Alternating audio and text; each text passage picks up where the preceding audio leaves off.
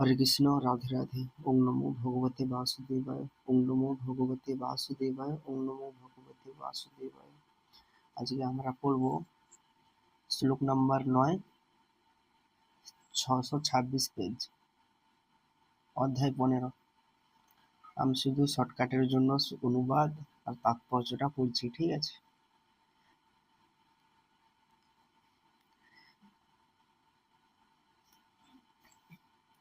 অনুবাদ আর তাৎপর্যটাই পড়ছি ভিডিওটা ছোট করার জন্য।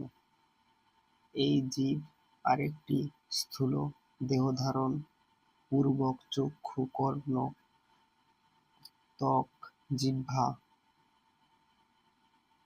নাসিকা ও মনকে আশ্রয় করে ইন্দ্রিয়ের বিষয় সমূহ উপভোগ করে। হরে কৃষ্ণ। তাৎপর্যটা পড়ি। তাৎপর্য: পক্ষান্তরে বলা যায়, জীব যদি তার চেতনাকে কুকুর বেড়ালের প্রবৃত্তির দ্বারা কুলসিত করে তোলে, তাহলে পরবর্তী জীবনে সে কুকুর বা বেড়ালের মতো দেহপ্রাপ্ত হয়। তাদের মতো দেহ সুখ ভোগ করবে। চেতনা মূলত জলের মতো নির্মল, কিন্তু জলের সঙ্গে যদি কোনো রং মেশানো হয় তাহলে জল রঙিন হয়ে যায়। অনুরূপভাবে চেতনা নির্মল, কেননা আত্মা পবিত্র, কিন্তু জড় প্রকৃতির গুণের সংস্পর্শে আসার ফলে চেতনা পরিবর্তন হয়।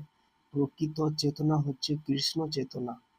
তাই কেউ যখন কৃষ্ণ চেতনায় অধিষ্ঠিত হয় তখন তিনি তার পবিত্র জীবনে অবস্থান করেন। কিন্তু নানা রকম জাগতিক মনোবৃত্তির দ্বারা চেতনা যদি কলুষিত হয়ে পড়ে তাহলে পরবর্তী জীবনে তদনুরূপ দেহ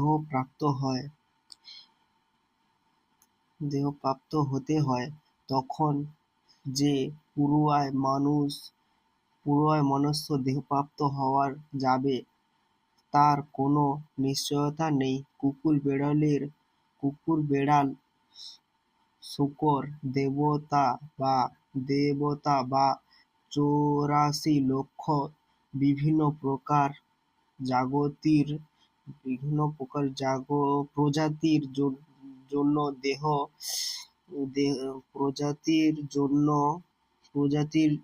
জন্য বহু দেহের মধ্যে একটি দেহপ্রাপ্ত হতে হবে। হরে কৃষ্ণ। তো ভুল হয়ে থাকলে আমাকে ক্ষমা করে দেবেন, কারণ ফোনের দিকে একটু আগে দেখতে দেখতে ভুল হয়ে গেছে, ঠিক আছে? একটু ক্ষমা করে দেবেন। আর সবাই একটু ভাগবত গীতা পড়বেন। হরে কৃষ্ণ।